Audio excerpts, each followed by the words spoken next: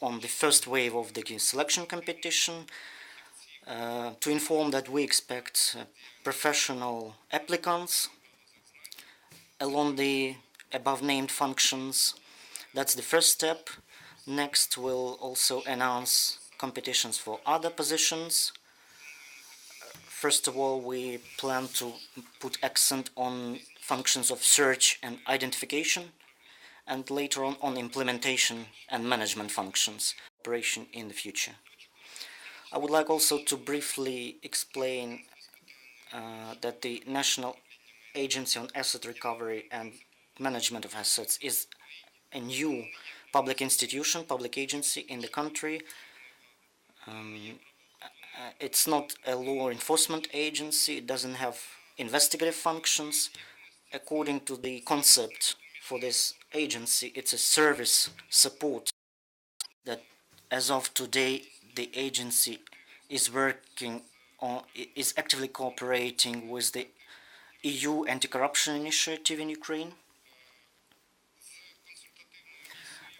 We also cooperate with the EU to identify how to find these assets, illegally acquired assets, bank accounts, proceeds and property, how to recover and return this property back to the country and to the national budget.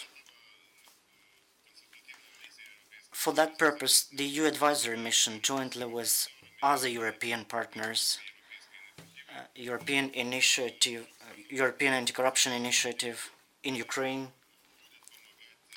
is going to support this newly established institution to build up its capacity as soon as possible, and will help and support in all the activity areas, and we have already started our cooperation. We're helping with development of the structure. We'll also help in recruitment of staff, in training, in procurement, in advice on how to identify this property, how to return this property, and primarily, most importantly, the international cooperation. In our mission, we have experts with many years of experience and background in such activities, and they are capable of doing this. They are knowledgeable on the subject. They know international cooperation channels existing globally, how to do it quickly, and our experts are ready to support the agency. Coming back to fighting corruption, we need to say that successful fight against corruption is only possible when all the systems, when all the institutions work jointly, and one of the key factors for success is interagency cooperation.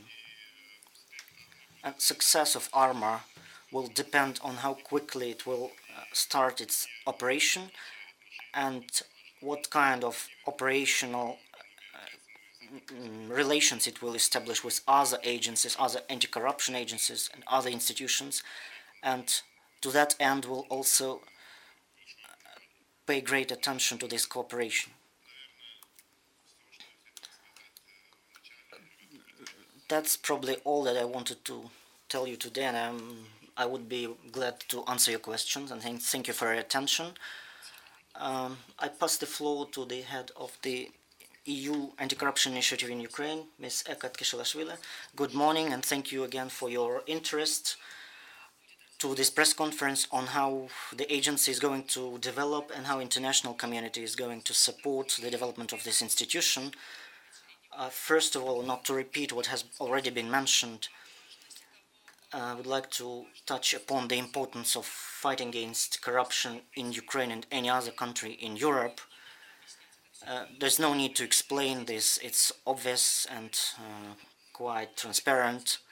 The main thing is to understand how to fight against corruption and how to do it in a feasible manner to have real progress in this process and tangible results for the Ukrainian people, for international community, and on behalf of the EU, I can also say that it's important that there should be a tangible help and support to the Ukrainian people so that to ensure efficient anti-corruption processes. Speaking about fight against corruption, it's implemented by real individuals and institutions with real actions contributing to efficient anti-corruption efforts. And this newly established agency, ARMA, will be a very crucial element in the entire chain of the institutions that have been established in Ukraine for anti-corruption efforts, so that to ultimately combat corruption, including organized crime, and so that it could be made in an efficient manner by the agencies responsible for the investigation, identification of these illegal proceeds that could really disseminate globally, speaking about illegal profit, which are used as part of the corruption and organized crime. So establishment of this agency is really very important pragmatic contribution to the fight against corruption. And hopefully the EU, the Danish government, which I represent when we speak about our European anti-corruption initiative, this will be a criteria on how efficient will be the overall efforts for the anti-corruption activities and on the results of our help to all those anti-corruption agencies in Ukraine, including ARMA, so that they could work and develop as fast as possible and could develop their capabilities, and so that we could implement a comprehensive integrated approach, meaning the support for development of human resource that should be at the highest level, also including the material, technical base and capability, so that they could perform their function as good as possible, so that they could also become a part of the European network to efficiently combat corruption Europe-wide. So everything that will be observed in the development of this institution will not only be linked to the fight against corruption in the country, but also for the Ukraine to efficiently move forward to becoming a part of the European community and European infrastructure and European community. So we are very glad and really welcome this fact that we could contribute and facilitate to this process, which is a timely process, which we will also support and will make sure that it's efficient, and would not only hope but expect that this process will be successful, and we can see certain prerequisites judging by the first steps being implemented by the organization and by the approach to development of the agency, and it gives hope and also shows real preconditions for the efficient development of the institution, and so that would also offer efficient help to achieve tangible results for the Ukrainian people. Thank you. Thank you very much, colleagues. Now you have time to ask your questions, and we have simultaneous interpreting. So please introduce yourself and the media that you represent. Interfax Ukraine, Artem, a question to Mr. Yanchuk. You mentioned quite good labor remuneration level, compensation level. Could you provide any indicative figures, and when do you plan to establish the main pool of specialists so that you could start the work of the agency? Thank you for your question. Speaking about the salaries as such, they are linked to the base salaries, which are stipulated by the law. Other motivation tools, bonuses, they are also envisaged by the public administration law. So the salary will be composed of several factors depending on the person's background, like background in public administration or other professional capabilities that could influence the level of salary. We aim to achieve certain level, at the level of about 20,000 hryvnias for our specialists. But of course, it will depend on the possibilities of on the budgetary constraints. I'm convinced that a proper specialists should be paid in an appropriate way, to be properly motivated to perform the high-quality professional activity. Speaking about the staffing list, the pool of employees, we aim to launch the management functions to be operational in 2017, possibly not 100% capability, but at least to make them such that the agency could implement these functions. This is why there is a plan, the overall plan for the launch of the agency that has been approved by the resolution of the Cabinet of Ministers from December 2016 under number 1015, and it presupposes 3 recruitment waves by the end of autumn. Obviously, we'll try to move even quicker, even faster, but the nominal stages, according to this plan, we are going to move according to this base plan, and by the end of autumn we plan to have the number of staff that will enable us to perform the nominal basic functions. Thank you.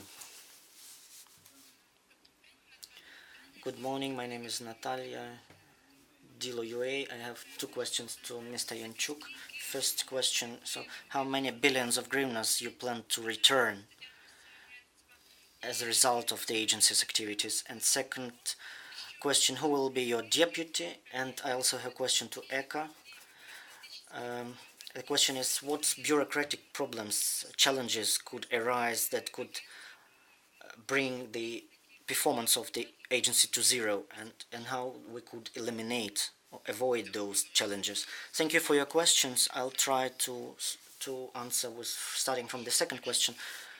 Speaking about the challenges, we could name a number of them. A number that could probably totally demotivate any activity in this area. Obviously, there are challenges, there are problems, both subjective and objective. Yet I'm optimistic, and even with the modest financial capability, even considering the restricted timelines, I'm sure that in 2017 the agency will be operational, will be functional. Speaking about the amounts that could be recovered and amounts of funds that could be returned, thank you for this question, because it's kind of a reference question in the list of questions to the agency, and it's primarily conditioned by probably insufficient understanding of the functions of the agency.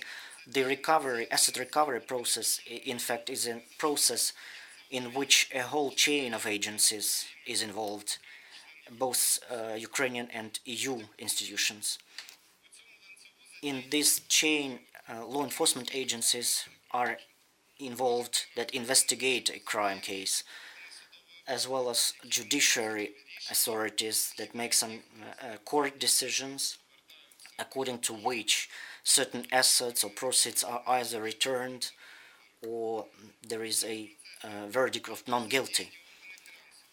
This process also involves financial intelligence, external intelligence agencies, and asset recovery agency. So either in Ukraine or in any EU member state, asset recovery agency is not something similar to the law enforcement or court or any particular institution that could replace all of these agencies. The main goal for the agency is to contribute to the law enforcement agencies in finding evidence for the illegal origin of property. The agency, both in Ukraine and in the EU, could have a wide access to information sources, including all public databases, open source tools, which is used at a very low level in Ukraine, and that's a unique tool for communication with similar institutions in the EU member states for prompt exchange of information, online exchange, meaning that conventional sources of information or through communication with similar agencies could be dozens of times faster.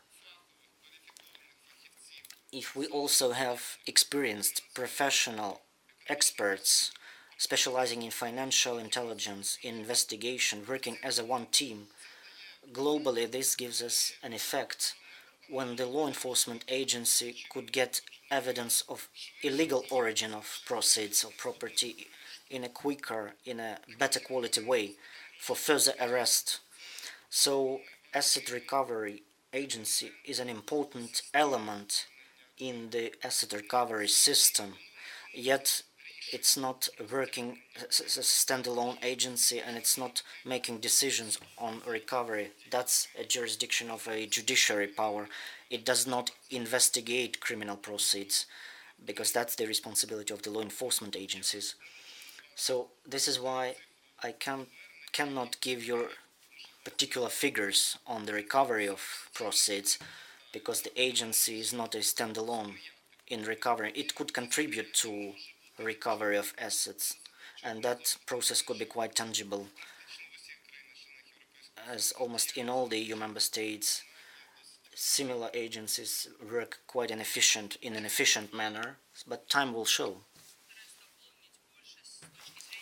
I will try to add in terms of what could be made to develop the work in an efficient manner, because all those preconditions that had been mentioned by Mr. Yanchuk could be coped with, because when we mean the starting point of any agency, a range of challenges is quite wide, and it's about organization being just starting its existence, and it's much wider than it could be a year or a year later. There are some external aspects and internal aspects. When we mean some internal aspects, that's about some institutional development and capacity development of the agency. And speaking about the help, we intend to have a whole package of support, including specialized training for those employees that will be recruited for investigation and management of property that the agency will work on. That's a very specialized job that should be performed at a highest level. This is why our anti-corruption initiative and the EU will support the agency to develop these capabilities by short-term training and at the same time by long-term twinning and cooperation that will be established with similar agencies in the EU to establish partnership relations with similar agencies that could contribute for the development of their internal capacity, but also for the long term.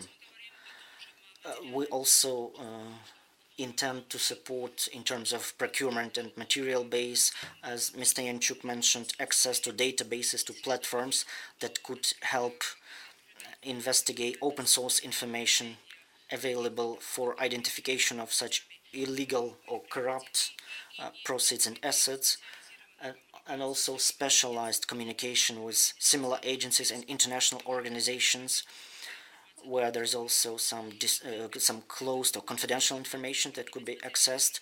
So how to do this, how to have a material base, a computer equipment, software that could enable the agency to perform its functions. This will be part of the assistance that the EU will be providing to ARMA so that they really increase their capacity. When we speak about other capacities, not institutional capacity, we mean cooperation that should be developed with other agencies, as has been mentioned by Mr. Lancinskas, in Ukraine, with all the agencies, including law enforcement agencies, specialized anti-corruption agencies, dealing with anti-corruption and combating organized crime. So cooperation with all these agencies will be very crucial. So that's a really comprehensive approach.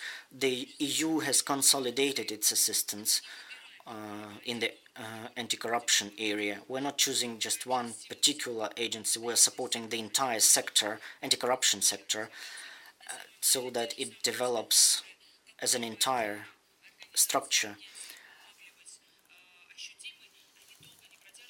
And just success of one organization or one agency will not be sustainable, so we need really a comprehensive approach both internally and at the national level. And this entire range of issues that has been mentioned by Mr. Yanchuk regarding external relations and partners with agencies and countries, international organizations specializing in the area.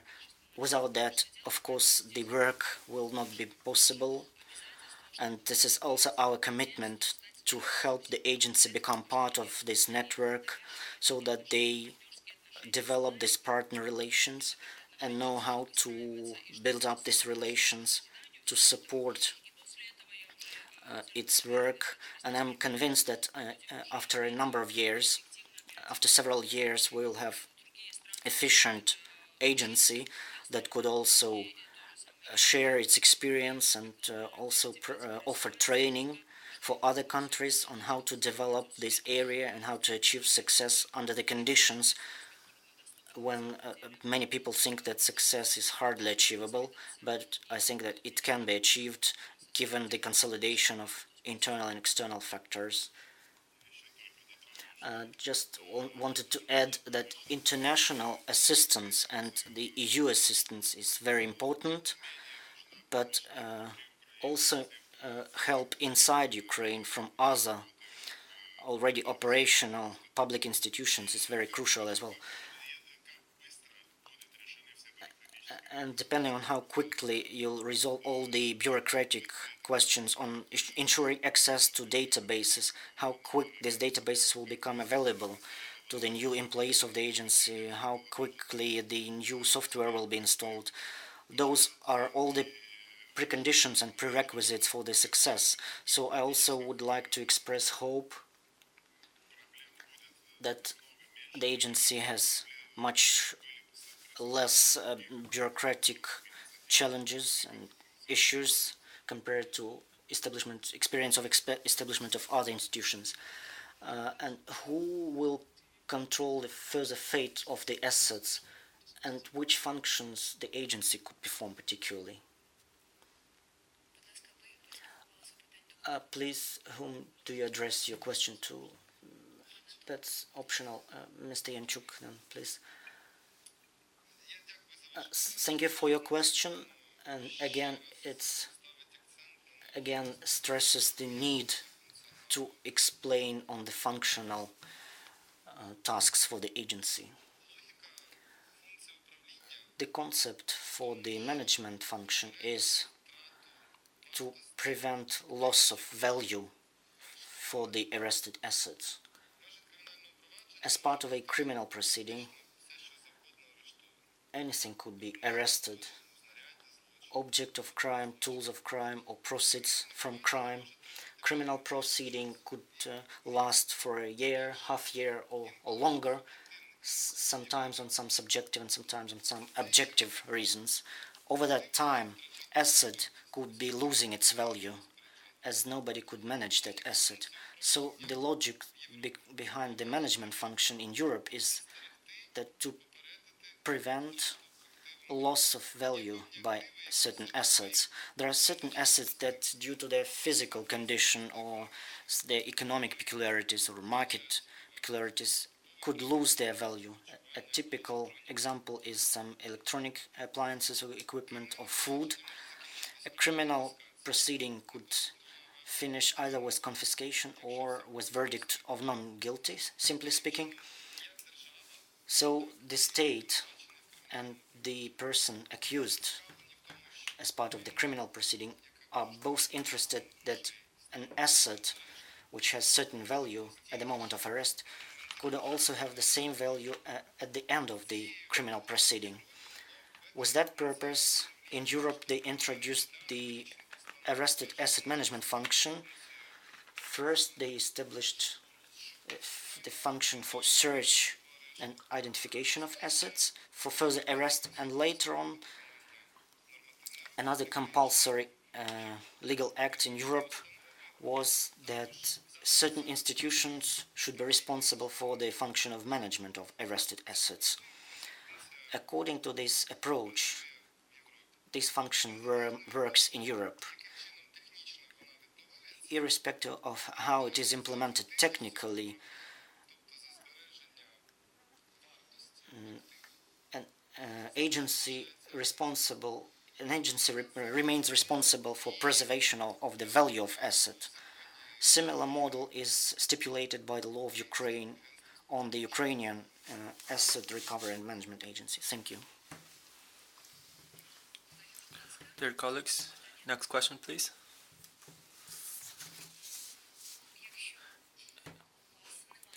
If there are no further questions, we thank you for your attention. Any additional information on the topic can be found in the lobby. Thank you very much for participating in our press conference, and see you next time.